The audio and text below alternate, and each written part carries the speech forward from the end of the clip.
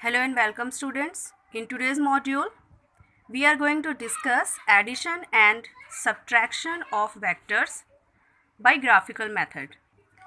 Vectors can be added or subtracted by using ordinary laws of algebra. Okay. To add two or more given vectors acting in a plane, we use following laws. The first one is triangular law of vector addition. Second is parallelogram law of vector addition. And third is polygon law of vector addition. Let's first discuss about triangular law of vector addition. Suppose we have two vectors, vector A and vector B, laying in a plane. So their sum A plus B can be find out by using the triangular law of vector addition. So here you can see we have two vectors. This is the direction of vector A. This is the direction of vector B. These two vectors can be anywhere on the plane, and to apply the triangular law of vector addition, we first have to arrange them in form of two sides of a triangle. Okay, so here what we have done, these two are separated, so we will arrange them in such a manner that tail of one vector should touch the head of second vector. So here you can see this is the tail of A and this is head. This is the tail of B and this is the head. So tail of vector B is touching the head of vector A. In this manner we can see they are making one angle. Now if any two vectors are arranged in this type of manner, by that they can be represented by two sides of a triangle, so the third side of the triangle will be the resultant of their sum. Okay, and its direction will be opposite to both of the vectors. So here you can see A and B, these are two vectors, so their sum can be represented by the third side of the triangle. Okay, and here you can see this is the direction of vector A and this is the direction of vector B, so they are moving in same direction.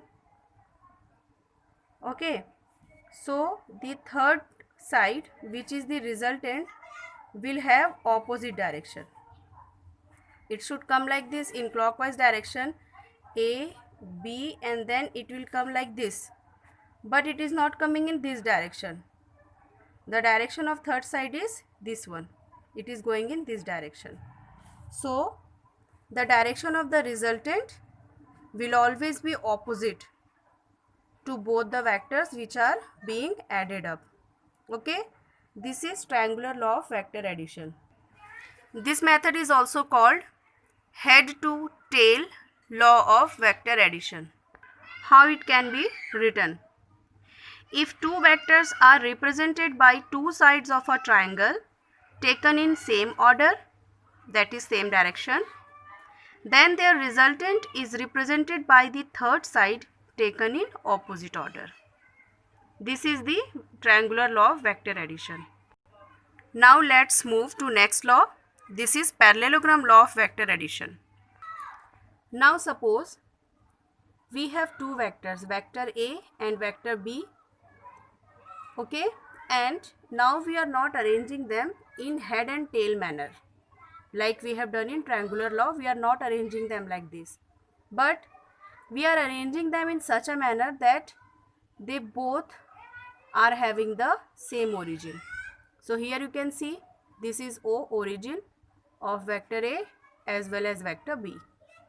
So A and B both have the same origin. If vectors are arranged in this type of manner, so that time to find out their sum, we use parallelogram law of vector addition. So here what we assume, that these are the two sides of parallelogram and we make another two sides. We imagine, okay, these are the two imaginary lines and this line will be equal to vector B and this line, this side will be equal to vector A. Okay, and they form a parallelogram. So like this, by imaginary two sides, we complete our parallelogram. Then the resultant of the parallelogram, the resultant which is passing through the origin. Okay, so this resultant you can see here. This resultant will show the sum of the two vectors A and B. Is it clear, students? We have two vectors like this. We arrange them in such a manner that their origin is same. Then we complete the parallelogram by two imaginary lines. Okay, and the parallel lines will be equal to the vectors. Parallel to B, this is the line which is parallel to B, it will equal to B only. And this is the line which is parallel to A, it will be equal to A only. Then the resultant of A plus B will be shown by the this one. Okay,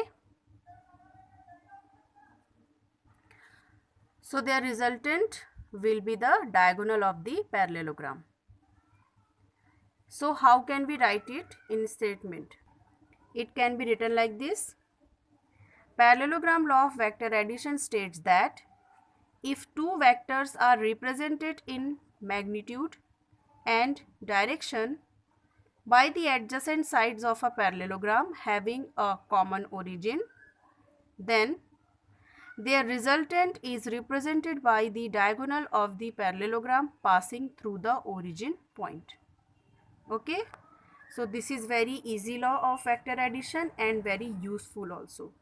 At many places we have to use it, not only in this class but in next classes also. Okay, in 12th and for future studies also, higher studies also, you will need vector addition. Okay, so where you have to use this parallelogram law. Now the next one is polygon law of vector addition. If suppose the vectors which we have to add are not only 2 in numbers but more than 2. Okay, if 3 or more than 3 vectors are there which we have to add, so that time we use polygon law of vector addition. So here we will take 3 vectors, vector A, vector B and vector C. So here you can see vector A, vector B and vector C. Like that many vectors can be there and they can have different magnitudes and direction as well. Okay, to make a polygon, we first arrange the vectors in such a manner that tail of one vector touch the head of another one, and like that in continuous form we make one shape, we make one open shape. Okay, that should not be a closed shape. Okay, because like triangular law of vector addition, the closing line, the last side of any shape, the closing line will be the resultant always. So that's why here we make one open shape. Now suppose if in place of these 3 vectors 4 vectors are there, that time also we arrange that 4 vectors in such a manner that they make a open shape. Okay, they should not make the closed shape, so they will make the open shape like this, and whatever will be the last side of the polygon, like this one is vector A, vector B and vector C, they are making one open shape, and this is the final side which will close this shape. This line will be the resultant. Okay, this line will be equals to A plus B plus C, and its direction will be opposite to the vectors A, B and C. Here you can see this is direction of vector A, this is vector B, this is vector C. So they are coming in clockwise direction, but their resultant is in anti-clockwise direction. Okay, is it clear now? The resultant will always have the different direction. Okay, here we can understand it by one more method. If you divide the polygons in triangle, so here you can see this is A plus B and this R dash will form one triangle here. So this r dash will be equals to a plus b. Then this r dash and this c, they both can be represented by two sides of triangle, and then this third side will be the resultant of r dash plus c, and r dash is what? A plus b. So that means the the final side will be a plus b plus c. So this is the polygon law of vector addition. In statement, we can write it like this. Polygon law of vector addition states that if three or more vectors are represented by sides of a polygon taken in cyclic order, okay? In all type of vector addition, the order plays very important role. So polygon should be taken in cyclic order. Then their resultant is given by the closing side of the polygon taken in reverse order. Okay. Here in case of parallelogram law of vector addition, the direction of A and B you can see here is like this. If suppose the direction is like this is vector A, this is vector B. Okay. So here if we have to find out vector A minus B, so it will be equivalent to the addition of negative of B. So here it is A, here it is B. But if we write A minus B, so here in front of B minus sign is there. So B we have to take in opposite direction. So this is actual B, but we will take minus B like this. Okay. So in this case now resultant will be, if A and B are two sides of parallelogram, so resultant will be this one. I hope you all are understanding this. Here in case of parallelogram, this is vector A, this is vector B.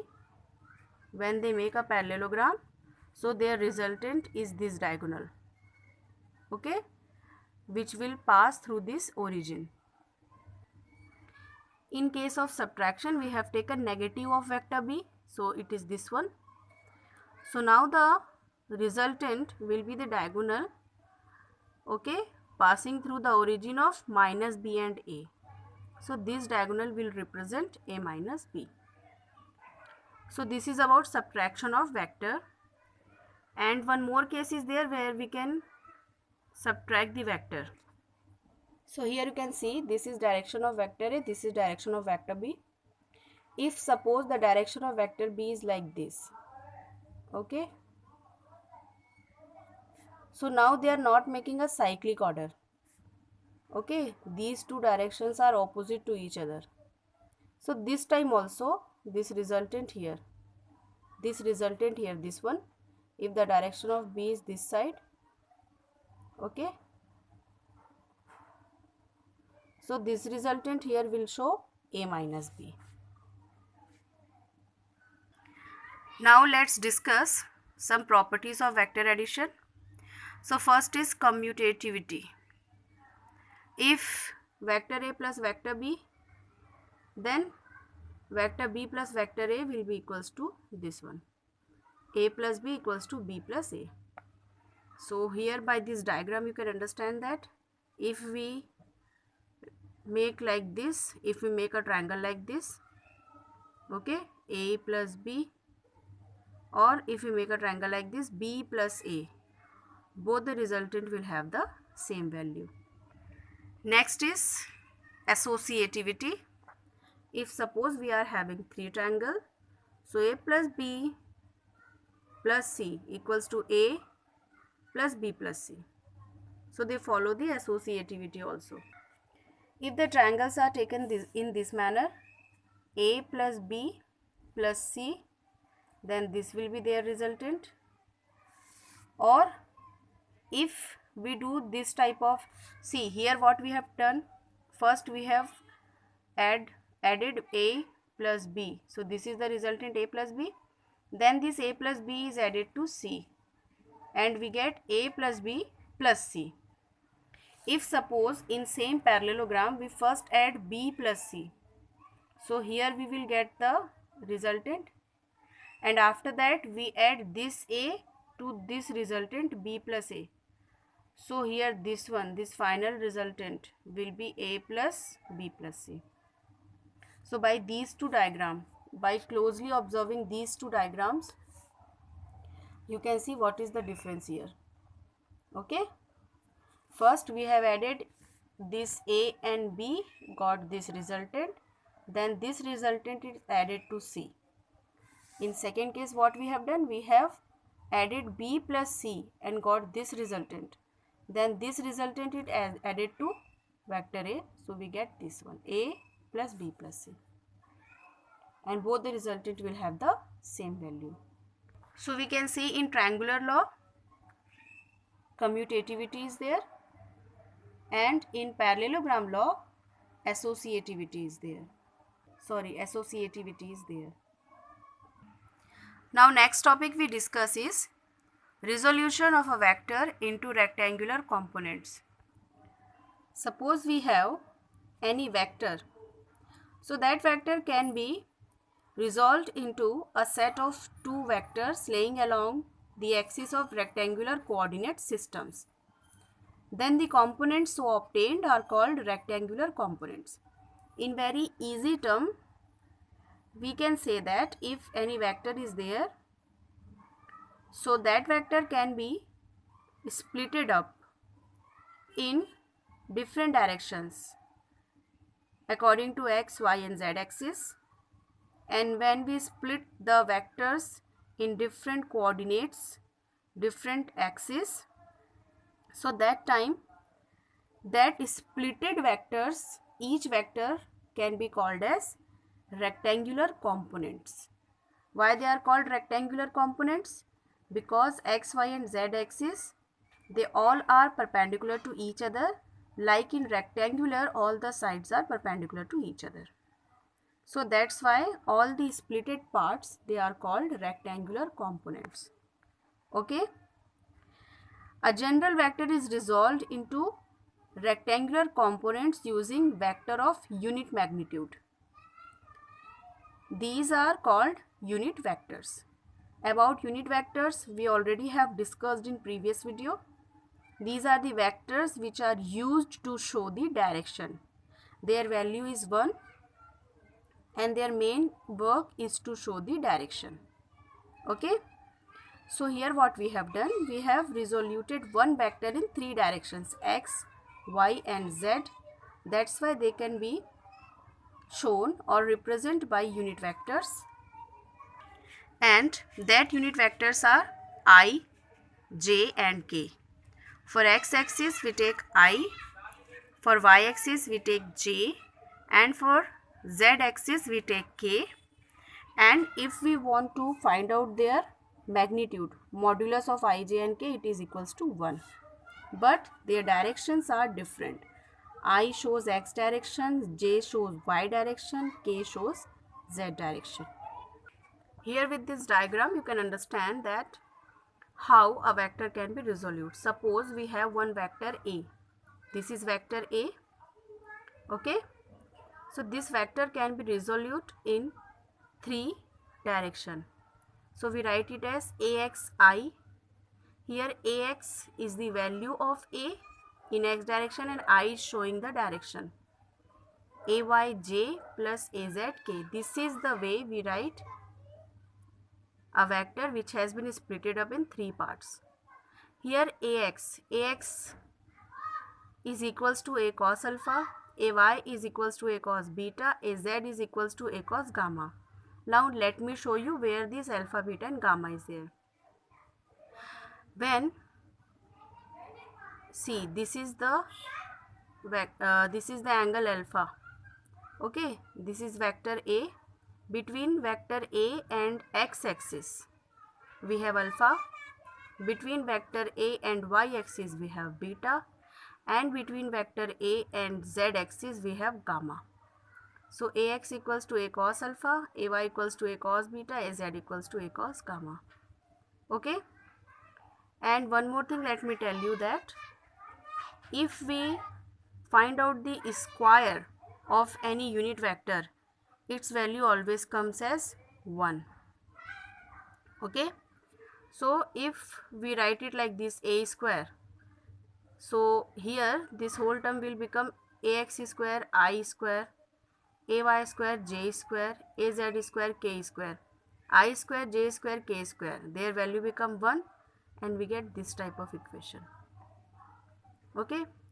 If you don't understood it right now, don't be worry at all.